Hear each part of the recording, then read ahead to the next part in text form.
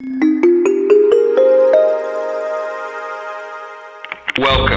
You're tuned into Life is a Sacred Journey. Every week, we bring a new perspective to aging and caregiving. Here is your host, Micheal Pope. Good morning, good afternoon, and good evening, wherever you are in the virtual neighborhood of Life is a Sacred Journey. My name is Micheal Pope, and I am your host, your wonderful. Today, I'm feeling pretty fabulous, so I'm going to say it. Your wonderful, fabulous host. And the reason I'm feeling pretty fabulous is because our special surprise visitor this morning is Dr. Marcia Martin, and we've been talking offline and having a great get together, like sisters in the living room. We're so excited that that we're with each other, and we just met each other. But that's what happens when you become a person of soul. You kind of when you're connected to a soul that really is one that comes with peace, joy, and wisdom. So I'm going to tell you a little bit more about Dr. Marcia in a minute. But first of all, I want to thank all of you for coming to Life is a Sacred Journey every Friday at 8 a.m. We talk about caregiver issues. We talk about world issues. We talk about life issues internally in here and outwardly, what's going on in the world. We started just with the topic of caregiving, but we realized that caregiving means not just caring for someone else, but also being a true caregiver to yourself. So that when you are a caregiver for someone else, whether it's through parenting or aging or your neighbor or your dog or whoever you're caring for, at whatever phase in your life, that you're coming from a place that you've cared for yourself. Because that's what I have learned in my 65 years, when I haven't been caring for myself and then still trying to care for other people. I suffered in silence, and I thrived on neglect, and I thought I was all this and that. And then my body said, guess what? We don't like this body. We don't like you. And we're going to tell you so. So that's what this is all about. So welcome. Get your coffee, get your tea, get your water, get your pad of paper if you're a note taker, or just lean on in to this conversation that we're getting ready to have. The lights are always lit. I was lighting my candles when Dr. Marcia and I began our conversation as well. You know, one of them is for all of our dear souls that have left us and moved on to that wonderful place that, there's no fear there, but we miss them. And so we light a candle. One of them is for my dear Alpha, who you can see sort of kind of right there, who I will always, I have not gotten over him moving over the Rainbow Bridge, but that's him. And then the other is just for humanity, that hopefully we can come together as a community of people and stop looking at our differences so that we can use them against each other, instead of looking at our differences as things that make us inquisitive and want to get to know each other and to lean in to better relationships. I welcome you to Life is a Sacred Journey. Oh, first of all, one more thing. Everybody, write in the chat, Nancy Redding had some surgery, and I don't know where she physically is, but she's a follower of Life is a Sacred Journey. I see her there this morning. Give her your well wishes for healing so that her knee can heal, because she's got a big trip coming up and we want her to be able to go. So would you all join me in just giving her healing thoughts, please? Nancy, we love you, and thank you for being a follower of Life is a Sacred Journey. So, and me, because you're my sister. So Dr. Marcia Martin, I'm going to tell you about this fabulous, my new BFF, right? Everybody becomes my BFF. So she began a journey of healing and joyous. Remember, I told you about that word joy and happiness, two different things. We want to get to joyous transformation. And she says she was stunned to discover that she was responsible for almost everything in her life. Sound familiar? And she was shocked to learn that many of her thoughts weren't random, that they just appeared, they didn't just appear out of the clear blue sky. And there was things that had happened, things that she had taken in. You remember the tapes I keep telling you, what happens to our DNA, trauma, and just life. changes our trajectory and how we listen and hear. And then her life fell apart.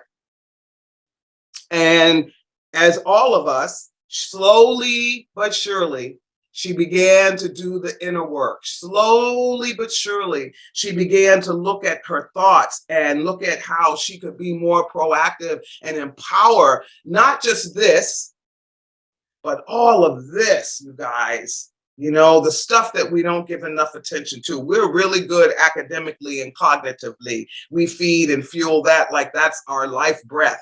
But really, it's all of this that is our life breath and saves us in our moments of grief and pain. So she went back and she re-envisioned her negative self-talk.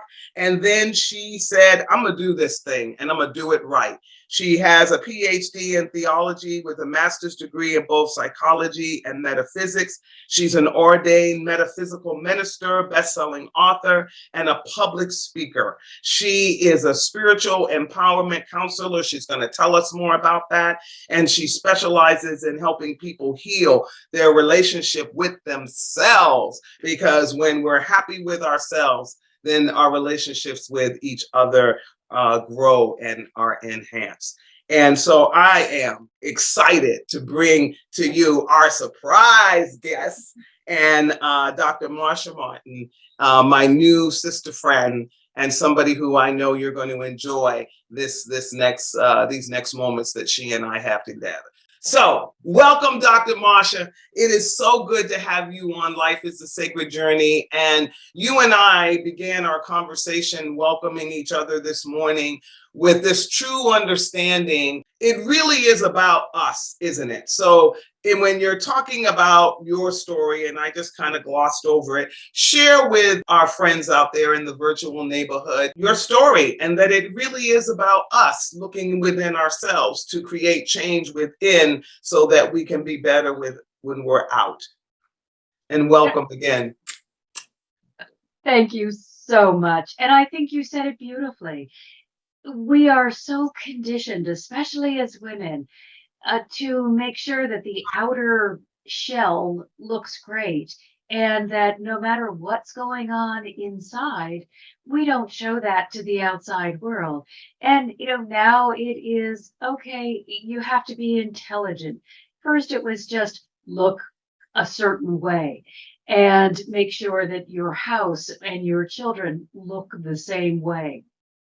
Now, okay, now you've got to be really intelligent and still manage to look a certain way and make sure that, don't show any cracks in the armor. And all that does is tell us to take whatever is going on in our mind and stuff it down. And as we stuff it down, we get exactly what happened to you. It becomes this, I'm not going to acknowledge my pain, my exhaustion, the lack of joy that's in my life, or any of these things that I don't really relate to. I'm just going to ignore them until it's a more convenient time. And I'll have the time to really devote to myself or look at what's going on or whatever. And then your body is saying, I'm done. I'm done with all of the suppression. I'm done with all of the forgetting about you, and I'm going to rebel in one way or another. So, illness comes in, or our relationships stop working, or we just hit that wall somehow. And I really think it's the best thing that could ever happen to us. Until society starts looking at women as people instead of looking at women to just be everything they don't want to be, that wall is really a lifesaver. Yeah. Because I don't think any of us, especially those of us who identify with the more sensitive side of life, I like to call that empathy or an empathetic person. But someone said to me, I don't really like labels. So I thought, okay, I get it, then good for you. So let's take away the label and just, if you deeply relate to issues or to other people or to what's going on in your life, you may not realize how much you are letting into your awareness and how much it's costing you to allow that to continue to bombard you. So, over. I got to stop you right there. Did you hear that, folks? How much we're taking in and how much it is just bombarding all that natural stuff that you were created with, your self-esteem, your immune system, all of that, because we have this, and I have it, trust me, I fight it every day, this overwhelming desire to be whatever that pinnacle of womanhood, that pinnacle of whatever is. And I already am. You already are. And what happened to us? Like, is it the commercial of I can bring home the bacon, fry it up in the pan, and still help you remember? Is it from that? Or what is it? Yes, why do we want to be all things to all people? Yeah. Why are we not enough? And I think that's a really good question for women everywhere, or for people. Let's ungenderize it. I don't know that men are any less affected by this than we are. It's just we happen to be women talking about it. Exactly. But why are we not enough? We come into this world with this beautiful connection to the divine that as we grow, as we become more independent, we naturally begin to close so that we can have this experiment, so that we can decide, hey, this feels good or this doesn't. We got to remember, we're not marionettes on a string. God is not telling us, move left, move right. We get to make all these mistakes and go all these different directions. And the only thing that doesn't change is that we are loved through it all. We are loved, supported, guided, cherished. There is no way that you can change that. However, it wouldn't be much of an experiment. It wouldn't create much growth, and it wouldn't be very opportunistic for our souls if we were just told what to do from beginning to end. So, we get to jump into this world and be told you are loved more than you will ever understand, and you will always be loved to this degree.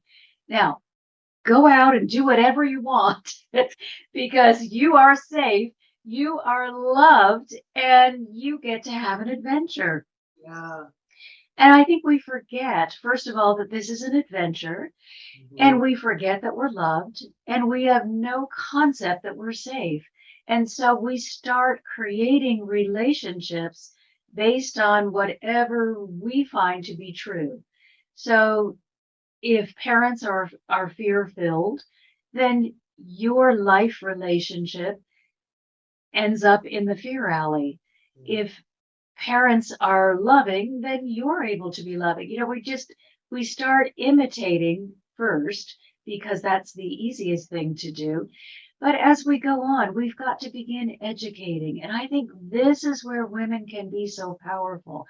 If we educate ourselves from the heart, and for me, the heart, the physical heart is not where it's at. It's right here, right in the center, right in this connection to the divine, this place that you cannot remove from your being, no matter how hard you try. Yeah. All you can do is limit the connection, but you can't eliminate it.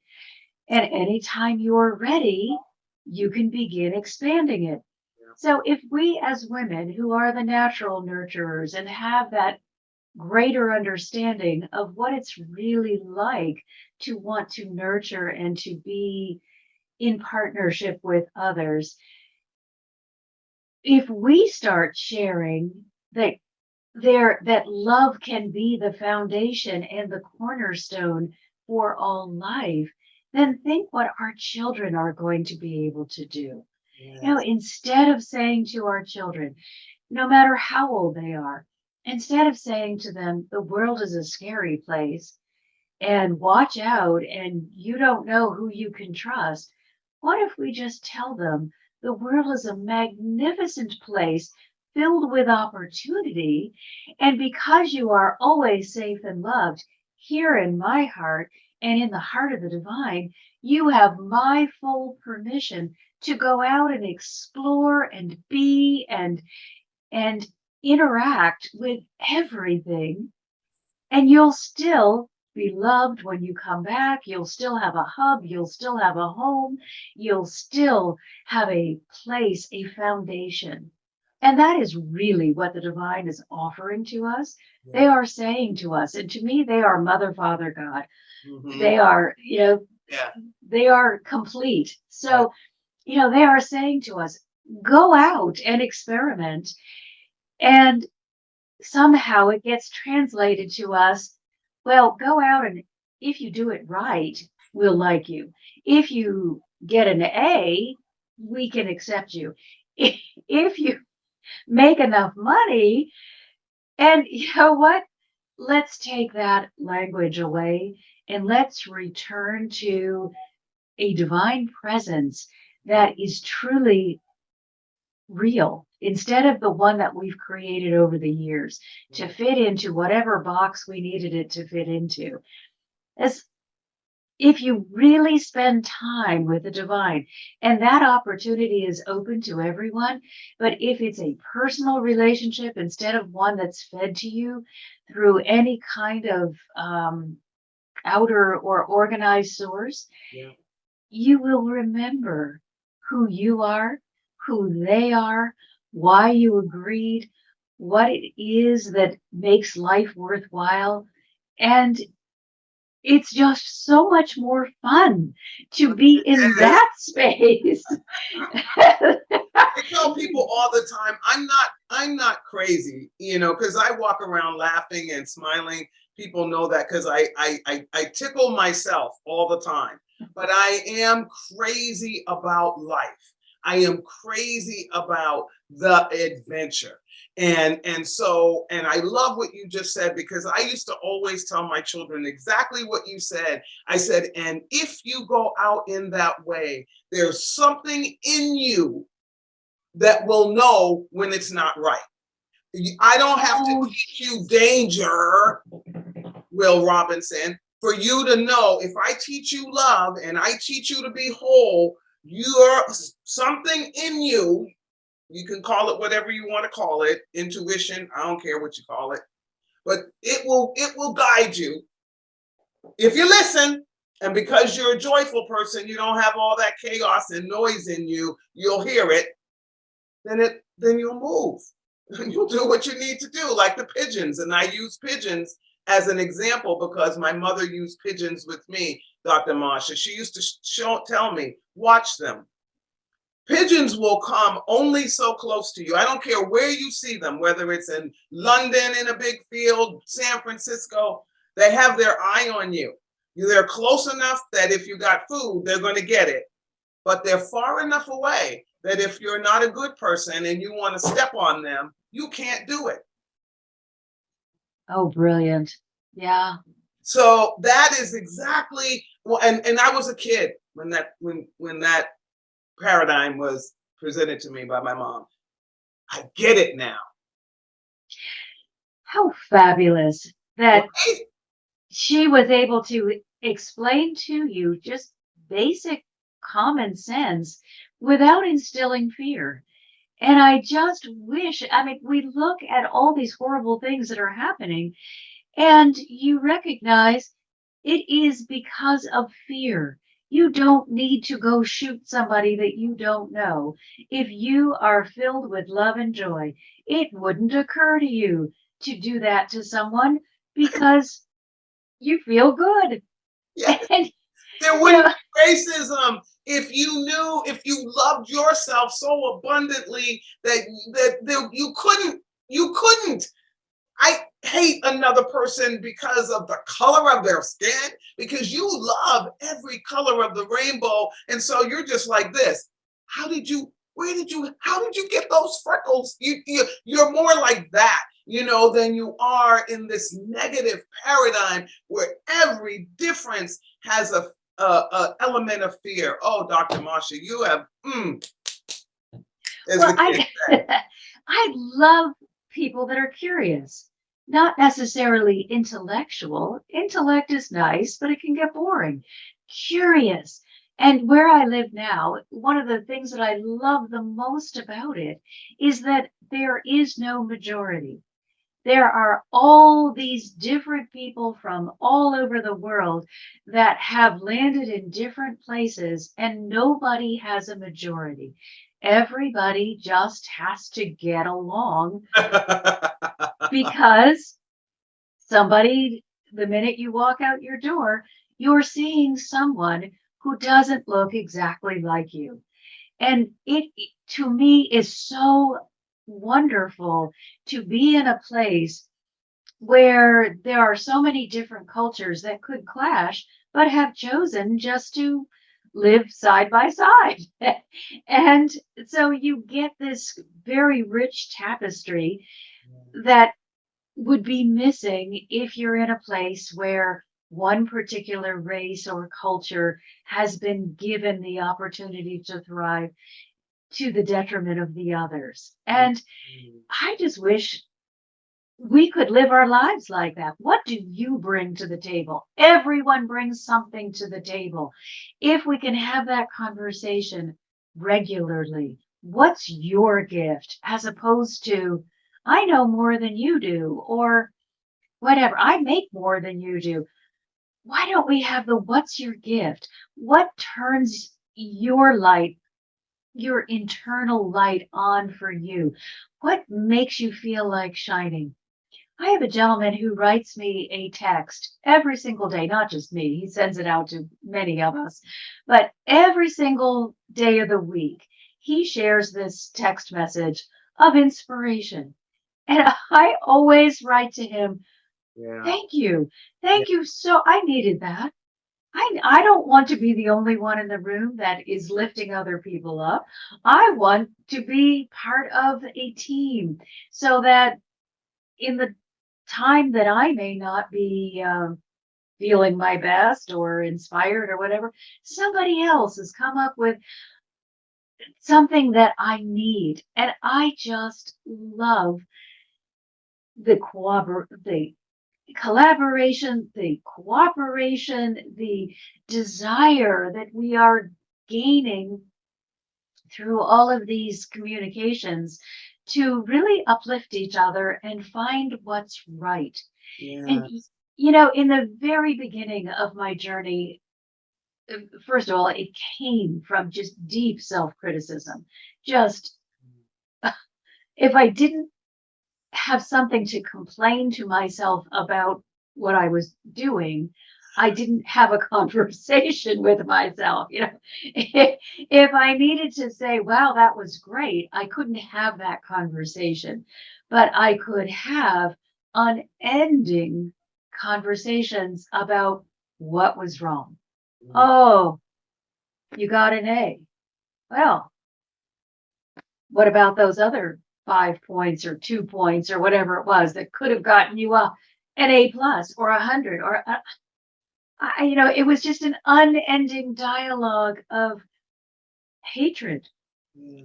Oh, And so when things just got to the end, it was like, okay, finally dead end.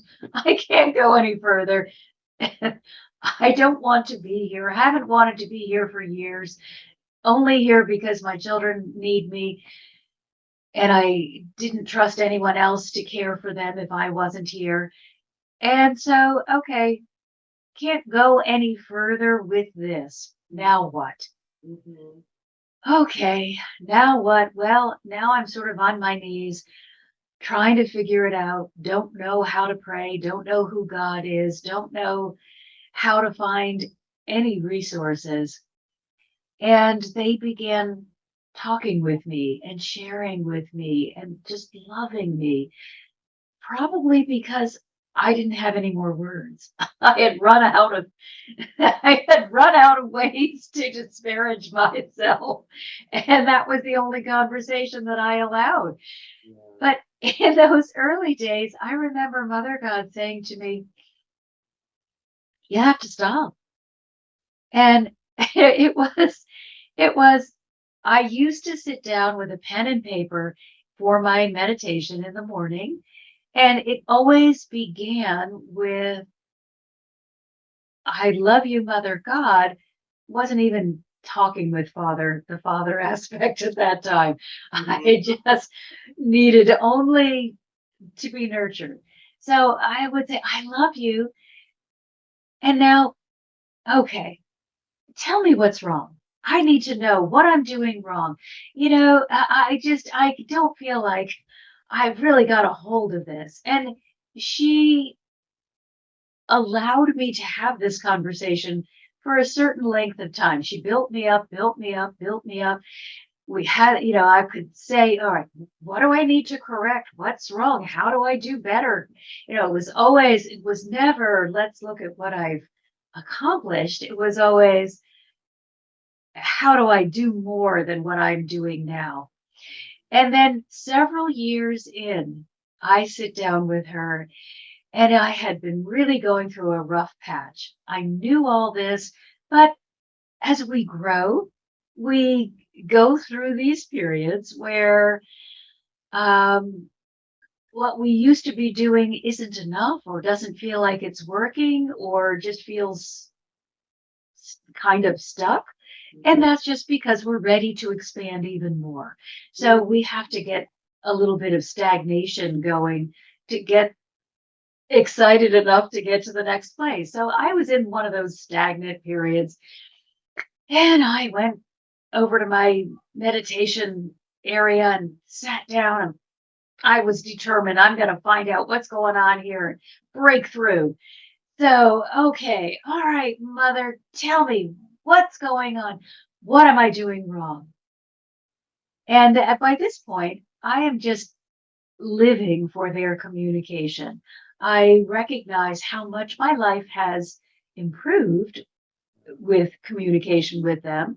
And I can't imagine going back to that silent place where it was just me and my ridiculous, my diatribe of condemnation. Yes. So I'm sitting there, what am I doing wrong? And there's silence. And I remember, I don't think the silence was more than a couple of seconds. But in those few seconds, I was still so fragile that in those seconds, I had completely given up on everything. My mind immediately went from, I'm safe and loved, to, oh, I can barely manage to live my life with their support. Now they've abandoned me because I wasn't good enough. And now what am I going to do? How am I going? I got this shaky foundation built with their help. I just feel like I'm beginning to wobble along on my little baby legs. What am I going to do now that I can't hear them? Wow. And mother starts to laugh. And I say, I didn't think that was very funny. Why would you do that to me? And she said, you have got to stop.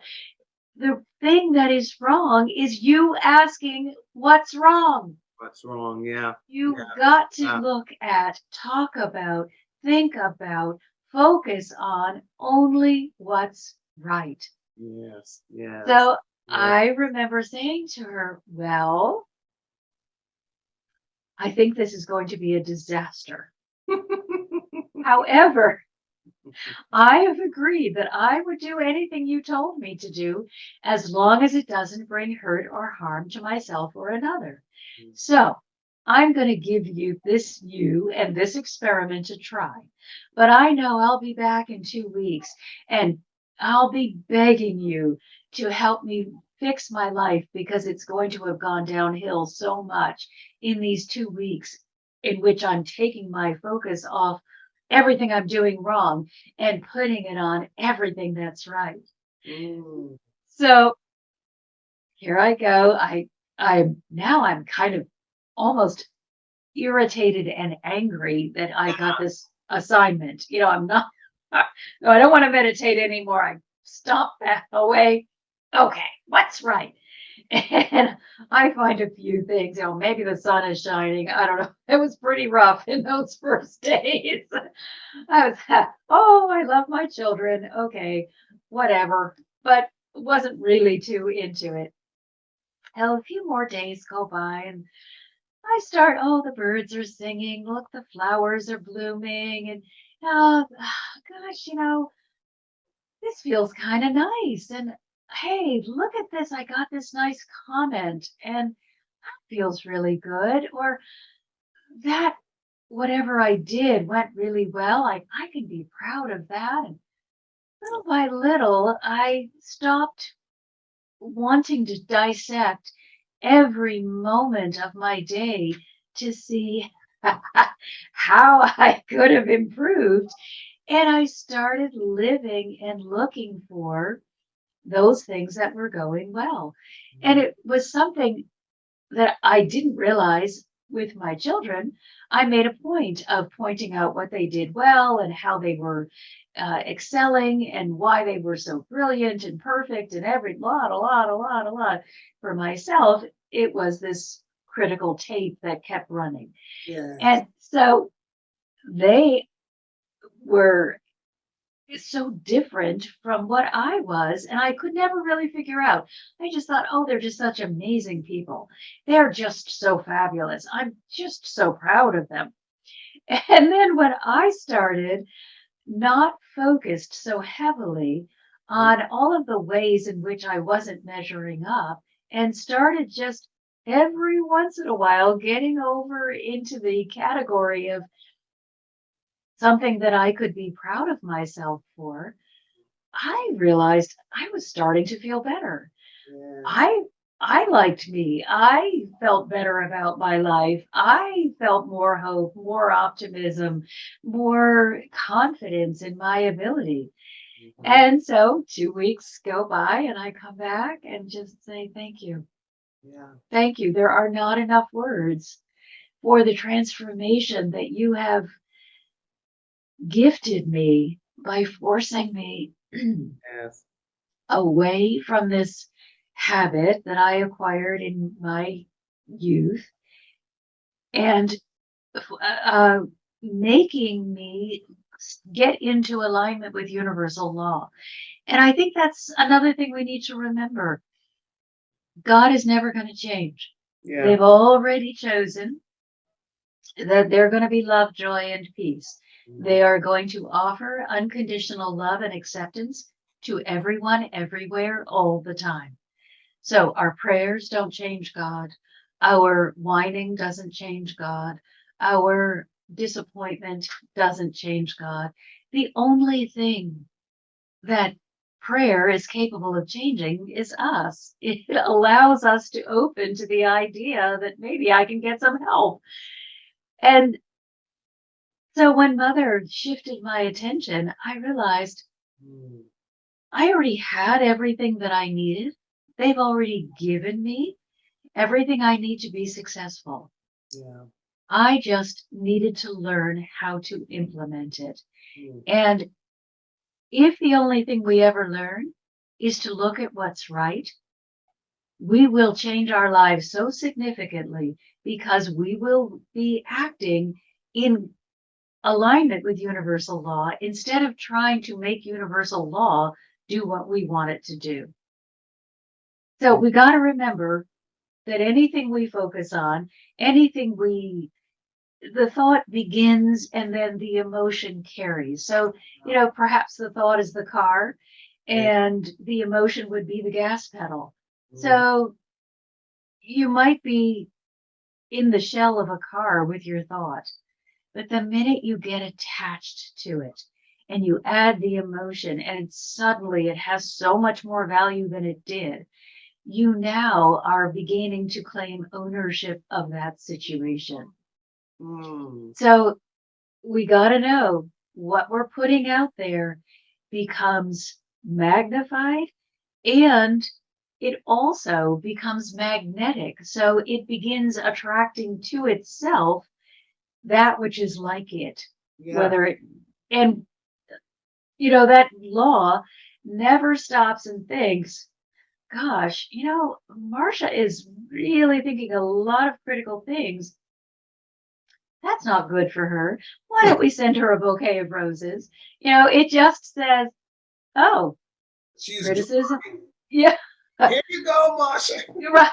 Criticism? Oh, we get it. Here's criticism from yourself, from your work, from your spouse, from your wherever, your friends. Let's just make sure you are surrounded in a sea of criticism. And it works the other way. Oh, you're always thinking and talking about uplifting, inspiring things. Oh, all right. Let's give you all of these examples and these people and these circumstances that will continue to keep you in this sea of joy, and you'll feel weightless and live a life that feels charmed, as opposed to living a life that feels like you've been cursed from the day of your birth. And I think we all need to remember, no one comes cursed and no one comes blessed. Everyone comes loved. And from that love, you choose how you're going to interact. What do you want to get out of your life? I think one of the hardest things that I had to work through was the fact that the divine would love someone like Hitler as much as they loved Mother Teresa. And Me too. I was just like, this can't be. Mine was Ted Bundy or whatever. Yeah, Ted Bundy, when Adam Hamilton, I think it was, or whoever, said he was going to heaven. And I was just like, no way. No. And you learn. It was mind blowing to me. I was just like, that, no, that's not okay with me. Mother Teresa, yes, lift her up. Let her, right up there. Hitler? No, there's got to be a hell. No. There has to be a place. And, there is, but it is not a pit of hellfire that we want it to be. Instead, it is a rehabilitation facility. So isn't that, I was just like, oh, you are so perfect. So when I was having this struggle, I was like, okay, so you're telling me Mother Teresa, who's done all this wonderful good in her life, goes to heaven and has a lovely reward, and Hitler goes and has a reward too? I said, well, no, not really. No, we do understand that some experiments, some life choices are more debilitating than others. So we have like a critical care unit. So if you have had a rough life, so let's say you commit suicide, or you just have had a really struggle in your lifetime, you can return to your energetic state feeling worn out, feeling less than. There can be damage done to the energetic body because of the life experience. It's not permanent, and we do agree to these experiences so that the whole, the greater consciousness, all of us will learn from each one of our journeys, so that we don't each have to have all of these experiences. We just plug into that conscious awareness and realize, okay, I don't want serial killer life. That really just doesn't turn me on. And or I don't want Mother Teresa life. That's too much for me to commit to. Whichever, it doesn't matter to them. Yeah. But if you do have a life that has been particularly difficult, you will need some time in their love, in an intense love facility, so that you can feel restored and renewed, and there will be no damage done to the soul, to the eternal being. So if the life has been difficult, you spend as much time as you need in this intensive love environment until you remember who you are and why you are, and can be restored from whatever hurt or harm you might have experienced in your previous life journey. So, yes, they separate us, Yeah. but only for the purpose of helping the soul repair and never for any kind of punishment. And everything that we seem to learn from some point on, it's in childhood, and that's why when you said parenting is so important, it really, really is, and to heal oneself and to really become connected before the parenting experience is something that I would advise anyone. Just because this new little person is really looking to you to teach it the true meaning of what love is, from the perspective of you're the first relationship, the physical, this side of the relationship. So, love those children, stop calling them names. I see sometimes people doing that. Stop calling them names. I almost got beat up by a lady at a mall because she was calling her child a bad name, and I had to stop her. I said, no, no, no, you cannot do that. You cannot do that. She was so mad at me. And she threatened to call the police. And I said, well, I've already called the divine police. They're already here because you are attacking a soul that didn't come here for that. Okay. So she was really angry with me because I followed her around the mall because it just bothered me so. So folks, and our elderly. So I'm going to flip it because somebody also said, I was in a conversation last week, Dr. Marcia, and somebody brought up age in a very negative way and said something very negative. And I thought, wow. And it was about a person's ability to live a long life and still be productive and engaged. And I was really getting upset by it. And the universe sent to me the 100-year-old park ranger who just retired like 2 weeks ago.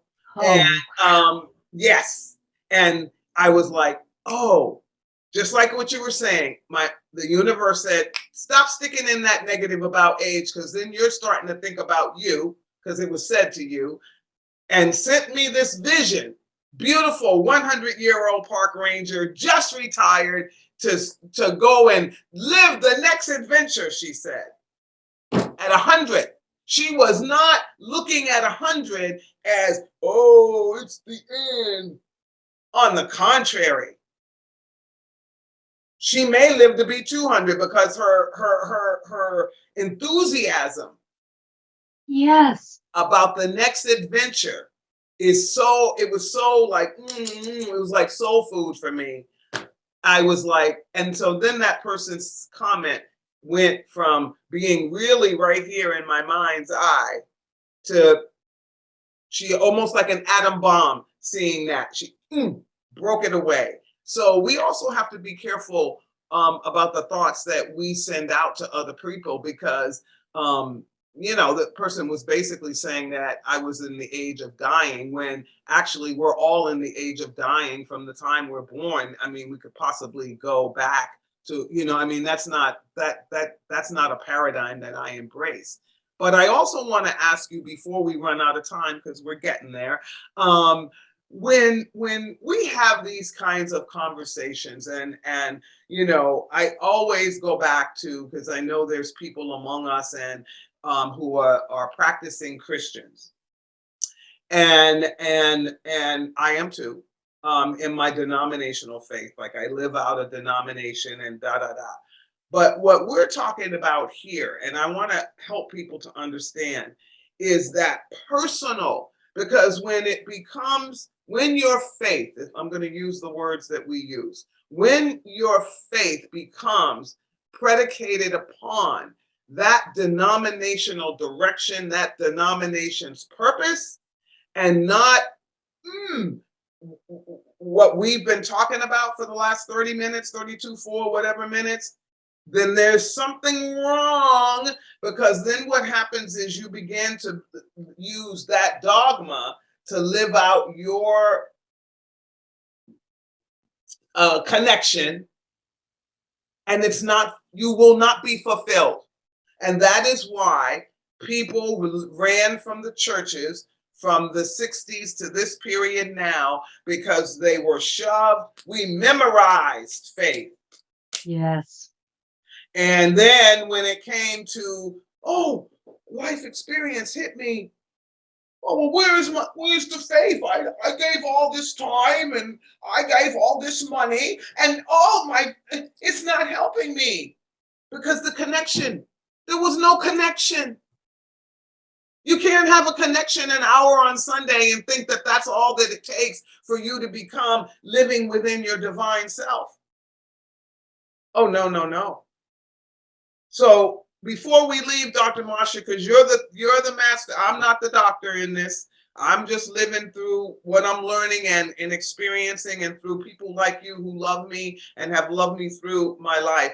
But please help us to understand that the practicing of our faith and the living into it is what you just described. I'm not trying to hurt anybody. I always tell you folks this: no hurt, no malice, no pain coming from these words to you, but love, awareness, possibility for you to think differently about who you are as you walk through this planet. So I'm going to give the last words to my new dear sister friend, Dr. Marcia Martin. And while she's doing that, she's also going to tell you how you can reach out to her for consultation. I'm getting ready to do that myself, and as well as there's I believe a couple of books that you have written. Is that correct? Well, I have a free ebook that I'm giving away right now. Okay. I was part of a compilation that is still on Amazon. And I'm working on taking my dissertation and my master's thesis and just creating more of an awareness book, because I learned so much in writing those. And I thought I had such a close relationship prior to that. But I think what you're saying is just so important. I grew up going to church on Sunday and had hollow faith. When the rains came, the roof was leaking because there was no relationship. There was only, I say these words that someone has told me to say at this time, and that's somehow going to fix me or connect me or stabilize me. And I remember I was a young child and my family went to a very traditional church, and I used to sit next to my grandmother, who would write me notes and give me lifesavers because I was the youngest. And so I enjoyed church because it was time with my grandmother and lifesavers. But at the same time, I wanted to be big and be able to participate. Mm-hmm. So one time they were saying the Lord's Prayer, which they did every Sunday, but for some reason I decided I was going to start participating. And so I'm rattling off these words that have no meaning to me whatsoever. And we get to the place where it says, "Grant us now our daily bread." Well, because I couldn't read and I had only heard it mumbled in a group, I proudly said, Grannis Nauer. And then I looked at my grandmother and said, what's Grannis Nauer? She was like, what? I said, Grannis Nauer. What does Grannis Nauer mean? In the prayer, Grannis Nauer. She was like, I've never heard of Grannis Nauer. I don't know what you're talking about. And that was my relationship with God for all that time. It was a Grannis Nauer relationship. Yeah. It was meaningless. It was, if I felt like getting up and going to church, I would. And if I didn't, I wouldn't. And if I needed something, maybe I would remember to say a prayer. But they didn't exist in that space in between. Yeah. Yeah. Yeah. And oh, man. So whether it doesn't matter the container, if your religious framework is working well for you, if you feel community, if you feel strength, if you feel a sense of oneness with the divine when you are participating in the service, go. Absolutely go. Yep. But add to it time every day, and you can begin with 5 minutes. Quiet time every day, not prayer time, not when you are saying words, just time when you place your attention on your heart center and you allow yourself to experience the feeling of being loved. Yes. And little by little, this part will begin opening. And the work that I do with people is to help you release the pain and trauma that you have stored from the abuse that you've received through the years. And we work here in this space, clearing out the damaged parts so there's more room for the love, the joy, the peace, for the communication, so that you will feel guided, not alone, but guided, so that you, when you get to a crossroad, it isn't a toss up which way you should go.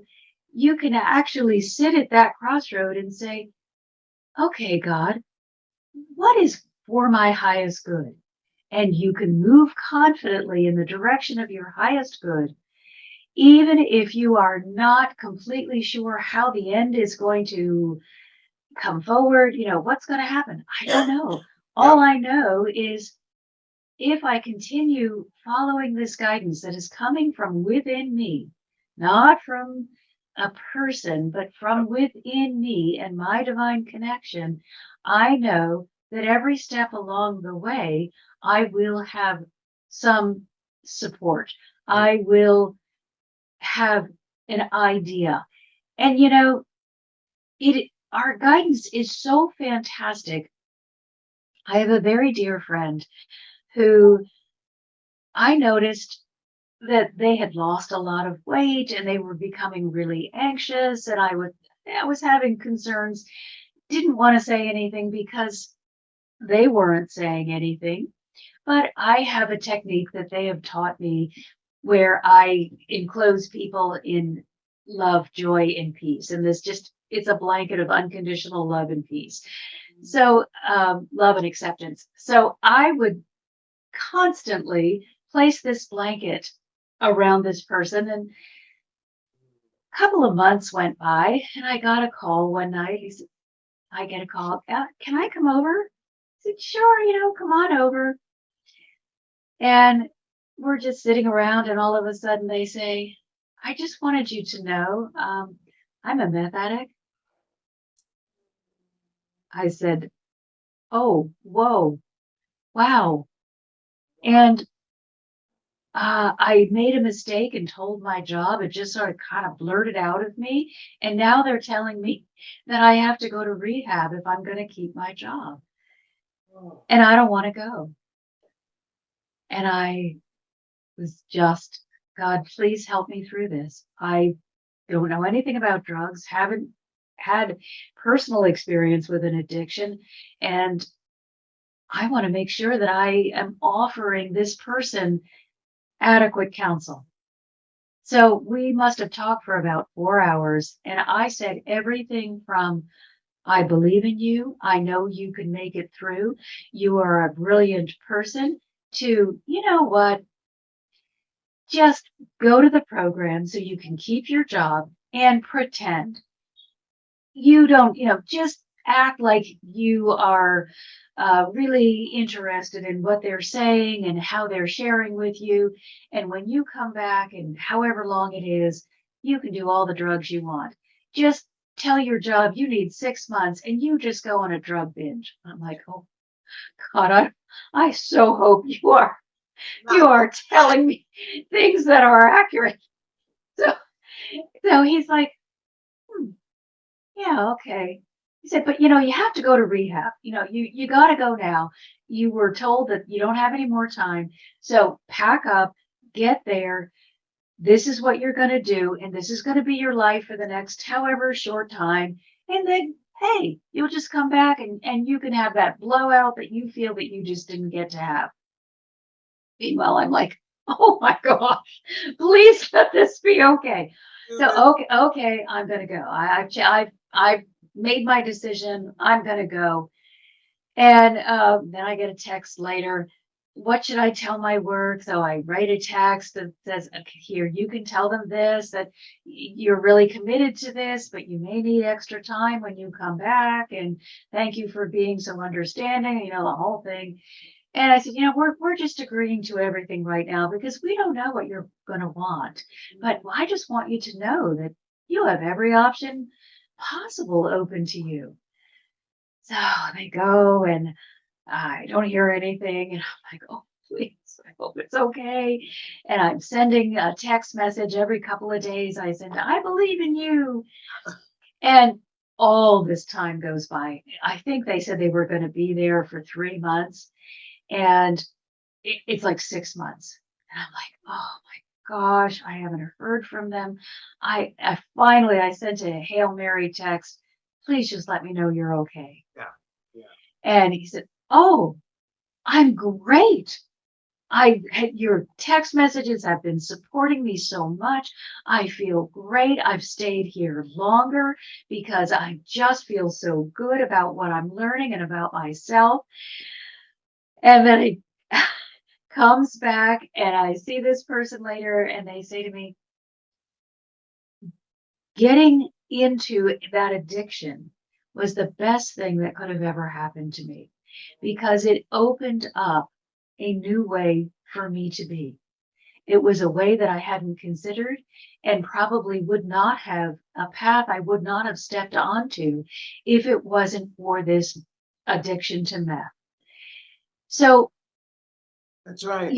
Your only request should be, I want whatever is for my highest good. Don't try to map it out. Don't try to know what every minute of every day is going to bring. If you need a meth addiction to get you to the place of glory, take that path. I hope you don't. It was not a lovely thing that this person had to experience. Right. But a lot of people are already there. So that's that message is, if you're there, no matter what it is, because I talked about it last week. It was cigarettes for me, and it doesn't matter. Addiction to pain. Yeah. Yes. Whatever it is that has gotten you into your dead end place. And who cares? You don't even ever have to share what it is. If it brings you a sense of, yes. If you feel like a failure for sharing it, don't share. You can just say, I hit a wall and I couldn't go that direction anymore. Right. That's your hallelujah moment.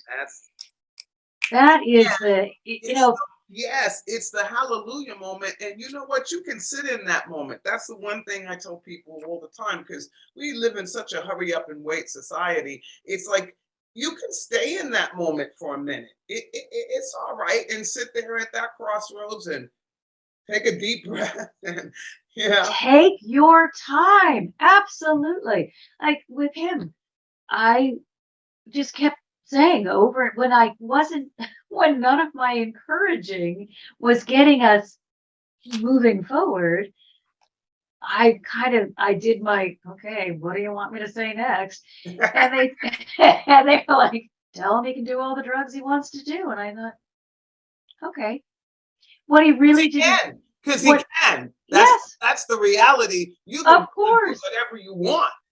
That's the beauty of this. But it's the choice. Do you choose to have joy, or do you choose to be the person that wants to be negative about everything? The Eeyores of the moment. The sun is coming out, but for you, it's still raining. And I'm not saying that sometimes we don't live in that space either, but when you stay in there and then you inflict that on other folks and bring it into the universal life, woo, it's like, wow, okay, the damage that you do because you give off all this vibrational stuff that's weird, and then other people have to pay for it. It's where we are today, my friends. It is. And what I learned from that experience with this individual is it wasn't that and it's never, I want to just keep banging my head against the wall. It is always, I want to feel as though I have a choice. Yeah. And I think that is the one thing we need to always remind ourselves. No one's forcing me. I am choosing this. And right now, I want to act in alignment with my highest good. Maybe tomorrow, I want to completely self-sabotage, but that will be my choice. And at any time, I can choose highest good or complete self-sabotage. And I will still be safe and loved. Yeah. Not the physical will take damage. We need to be aware that the physical can sustain damage. Yeah. The soul will be renewed and restored when it returns to heaven to its complete and perfect self. So don't make your judgment or your choices on, I have no choice. Make it on, this is what feels good to me right now. Yes. And be okay with it. And and be okay with it, because Dr. Marcia, my biggest problem was I was ready to make choices. I was ready to move into this new life that was calling me, and I could see it. It was like I could see it, and I was trying to make steps, but for some reason, every step I took was in the reverse. I was doing the moonwalk in the reverse instead of forward. And one day I just said, "But it's you, girlfriend. It's not all the things that you're talking about. It is you. It is you. And you need to put your foot in front, one foot." And I started saying that in my head. It's a song, put one foot in front of the other, and soon you will be walking across the floor. And the next thing I knew, the floor meant being across the United States, 3,000 miles from anything that I even knew. It meant going to Cuba and someplace I always wanted to go, but had no idea how to get there or to go.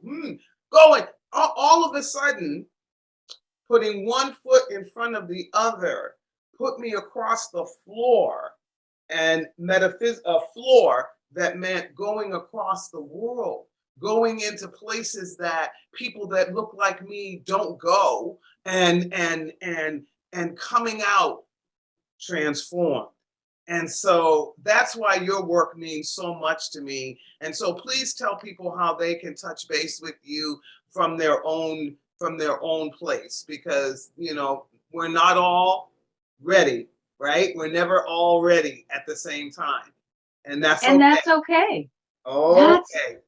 We've got to honor that, and just, instead of what's wrong with me, what's right with me, and what can I do with what I have available right now. Yes. Otherwise, and especially we have to understand, for those folks who have had a really rough go, there's a lot of baggage that is standing between you and the success. So expecting yourself to be able to just get up and suddenly create a new life is not realistic. You can try to do it dragging all the baggage behind you, and you'll be moderately successful because you've gotten this far. But just think how wonderful your life would be if all of that baggage has been left by the wayside and replaced with your authenticity. And that's really what we want people to understand is everyone at their core is an amazing being. And all the stuff that you've picked up along the way, some of it's going to belong to the society and the culture and the family that you belong to. Some of it's going to belong to friends and other people that you tried to help. Some of it is going to belong to you, but none of it needs to stay with you. So when we work in the heart, we just separate you from all of the conditional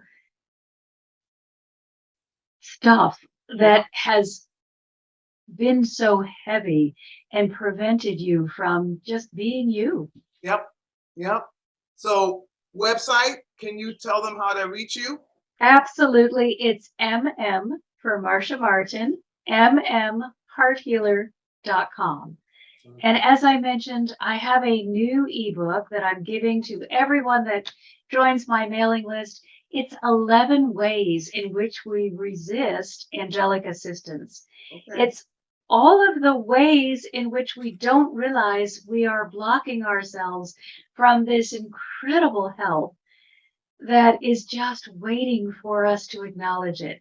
And I think that's important to remember, that because we have free will, there will never come a time once you are an adult, unless it's a life or death situation and this is not your time to depart, they will not interfere, because then it's going to take you away from your free will, your choice experiment.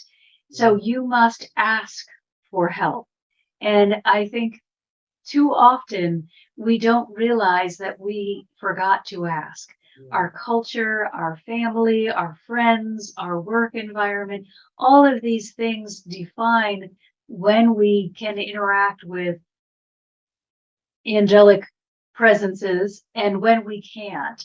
And I would just like to open up to everyone and say, it can be a 24-hour partnership. And nobody needs to know that you have these invisible helpers unless you choose to tell them. I love you, Dr. Martin. Well, I think it is perfectly okay. People are so frightened, and I get it, because the world will point finger at you. And, I have colleagues that I know watch this podcast and go roll their eyes and, whatever. But at the end of the day, it's what I have experienced that I'm sharing and know to have worked, in the sense of whatever. I know that work, because that implies some weird stuff when you say this has worked for me. But what I mean is that the transformation that has happened to me in the last 34 years was because of everything that you have talked about today. Yes, and that was quick. It took and that was quick. It was almost like somebody kicked me. I actually felt like I was blown out of a cannon. And it was because something really, really traumatic happened in my life. I mean, it was so traumatic, it took me to my knees. And then I gave birth to my son. Well, it's like we all have a meth addiction in some form. And it's either going to end our lives with some sort of ruin, or we wake up and say, okay, I'm done with this experiment. I need to try something else. This is not bringing me joy. We starting over. Yeah. But, I have yet to meet somebody who has really embraced their divine heritage, the divine support, and is walking this path that didn't do it without a tremendous amount of heartache. and pain leading up to that. And that's okay.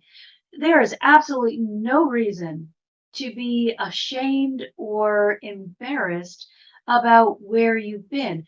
But at the same time, I don't think everybody needs to know, because not everyone is going to be kind and loving. That's right. So there's no reason to wear a placard and say, I fell off every cliff I came around until I was a bloody pulp and had to be put back together. Don't honor people No. by giving them something, a way to defame you. Instead, walk in that room like you own it, Yeah. and expect people to treat you well. And be prepared to treat others well. Be the one that walks in with the kind word, or says to someone, you look beautiful today. Or, you're just amazing. I'm so grateful that you're here in my world, in my life, in my whatever. Set the tone as you walk in the room. Don't let the grouch decide we're going to have a bad day. You go in there prepared with what you want to share, and let everybody else come up to where you are. That was something that Jesus taught me, that the thing that you need to remember about the whole angelic community is that they are hilarious. They are not in this world with us. They don't put the same emphasis on our material possessions, our status, or they're just busy living a life that feels great. They're busy helping, they're busy supporting, and they're busy uplifting. And they think everything is funny. And so if you are hoping that they're going to take your life as seriously as you do, you're going to be disappointed. Oh. They're going to make you see that life is really kind of fun and not such a serious endeavor. And when I first started counseling, it was first just, friends, and I spent a year doing it for free to see which one of these techniques that they've shown me is really going to bring transformation. Now, I don't want to overwhelm people, but what is really working and what is just kind of fluff that I've moved beyond that isn't quite as deeply impactful. And so I spent that year, and then I spent a couple more years just in my little circle, and I was finally ready to kind of expand, but very nervous, because these were not people that I knew, and I was just, it worked for me, it worked for them, but I know them. These are strangers. These are people that are trusting me. Jesus, you have to be here with me every second of the day, every minute of this conversation. I want you guiding my words, my thoughts, my energy. They're so precious. I got to get it right. So I am, all hyped up. I got to do it right. So we're going into the heart. The way it works is we spend time talking, and I get to hear where they are. And then we go into the heart to clear whatever has come up. So we're going into the heart, and Jesus shows up. Now, I don't really see them visually. It's more of an impression. And, hearing is my better sense. So they had been talking to me the whole time and reassuring me and giving me advice and all that. But here comes Jesus, and he is standing in front of me, and he starts plucking out his eye. And I've got this person on the other end of the phone, and I'm saying, and I'm looking at Jesus. I'm saying, what are you doing? What are you, your eye, put your eye, what are you doing? And then he starts sawing off his arm. I'm like, oh my gosh. Are you telling me that I'm messing it up, that I'm making them pull their eye out or saw their arm off, and then he goes to his leg? Like, okay, this is help. What are you saying? And I say to the person, excuse me for just a moment. I'm having difficulty understanding the message I'm receiving. I just need a second. Oh, I go to Jesus. What are you doing? What is this? What are you doing? What is it that you want me to learn? And he says, I just want you to make sure that you stay in your high place.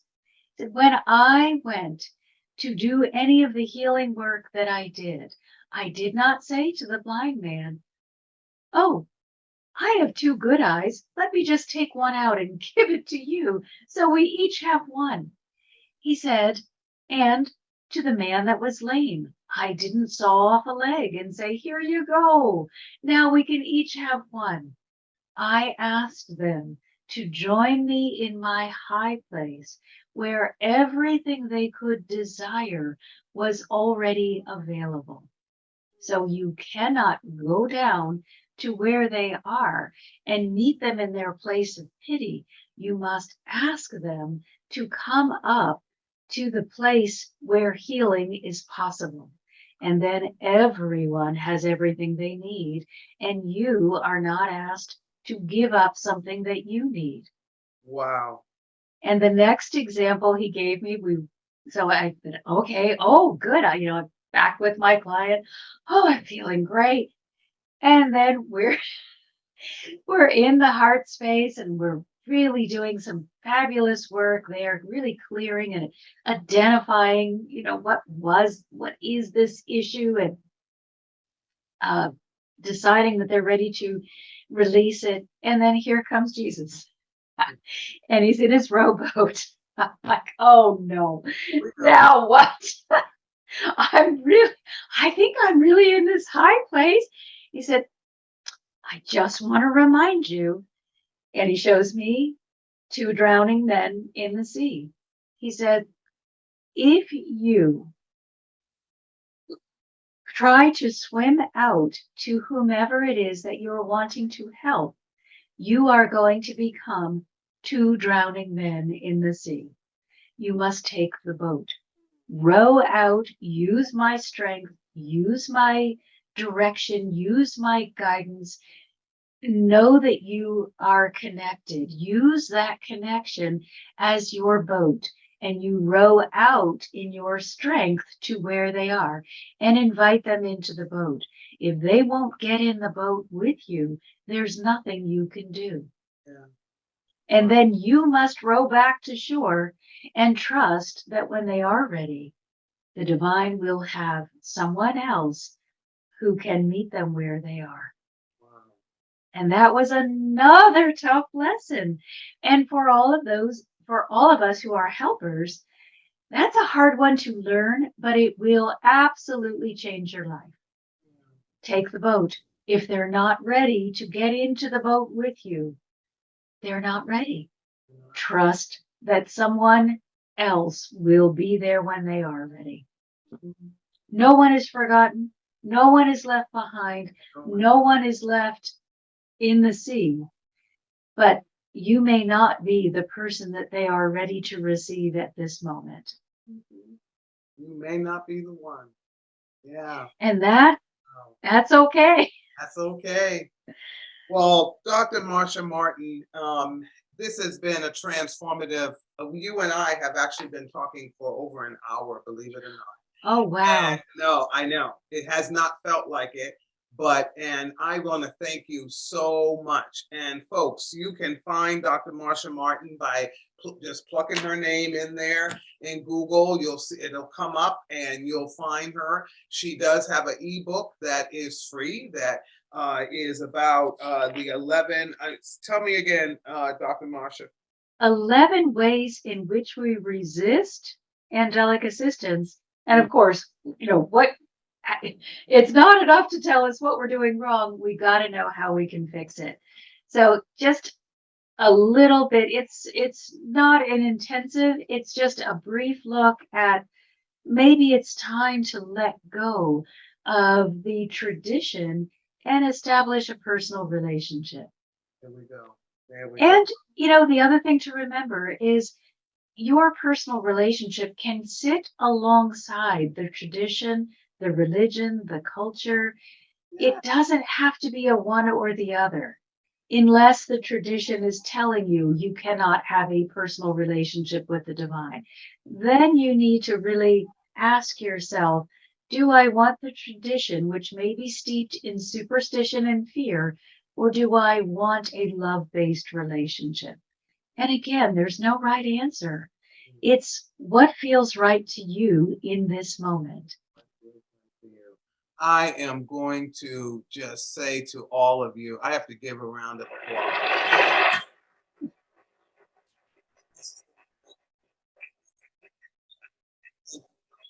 For joining Life is a Sacred Journey this morning. Thank all of you for hanging in there with this wonderful conversation. It's been a conversation of joy. As you always know, as we go and in Life is a Sacred Journey, if you're out there feeling an abundant amount of pain that you don't know what to do with right now, it's so swirling around you that you think that going and committing suicide or doing harm to yourself is the only next step, the next foot in front of the other.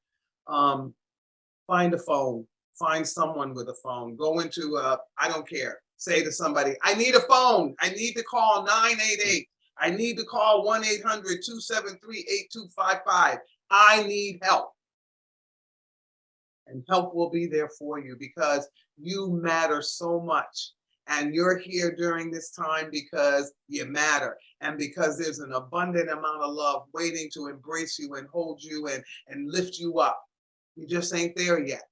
So hold on, 988 if you want to do it quick, or 1-800-273-8255 is a suicide hotline.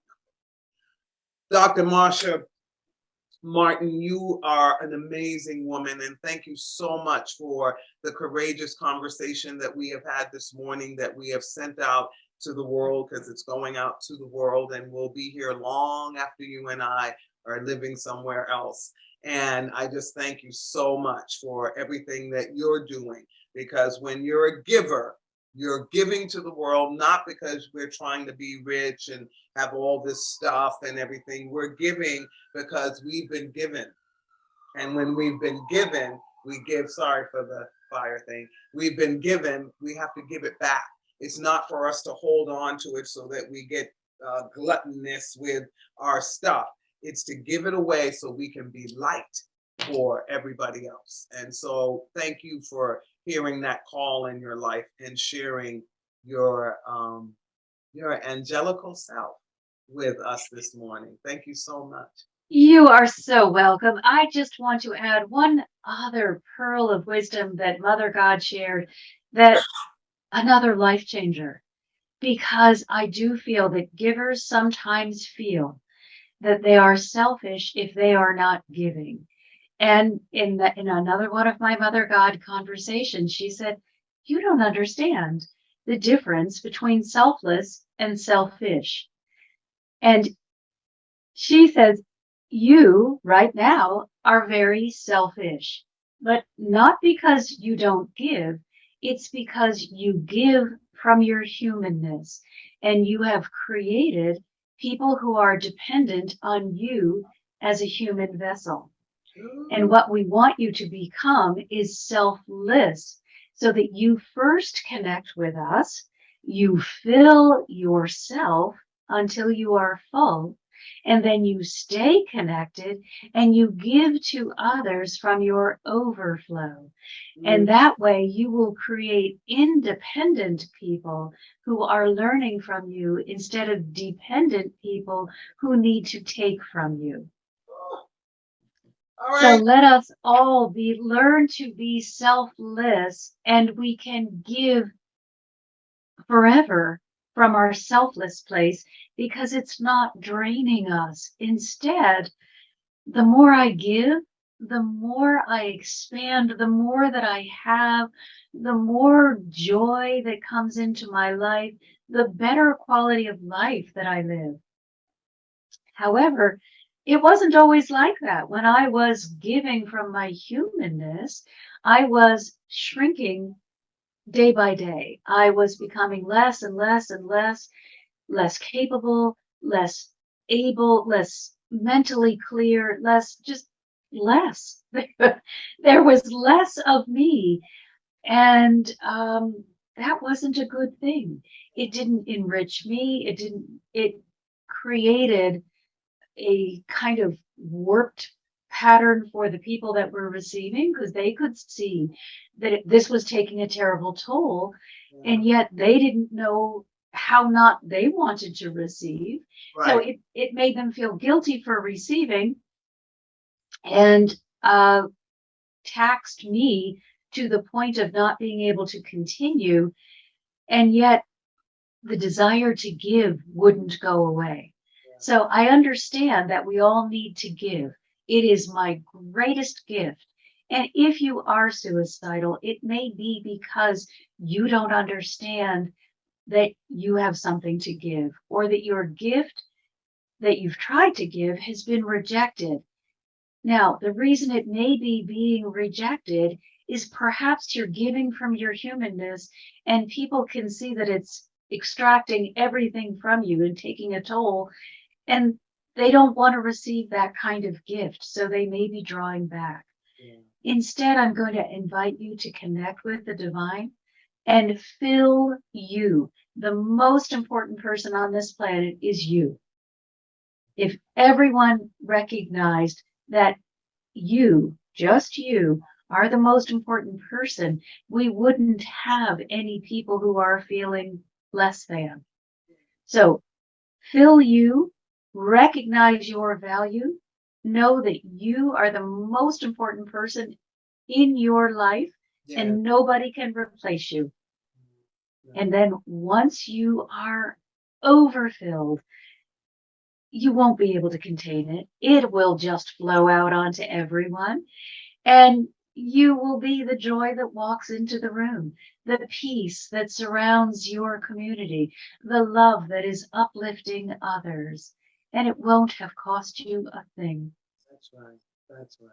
Well, have a wonderful weekend, everybody. Next week, I will be flying to Belgium. This time next week, I'll already be there and with Fred and Lovely. Liv and his family. I will try to do a Life is a Sacred Journey from there. I just don't, I have to get all the timing. Felicia and I will try to work it out.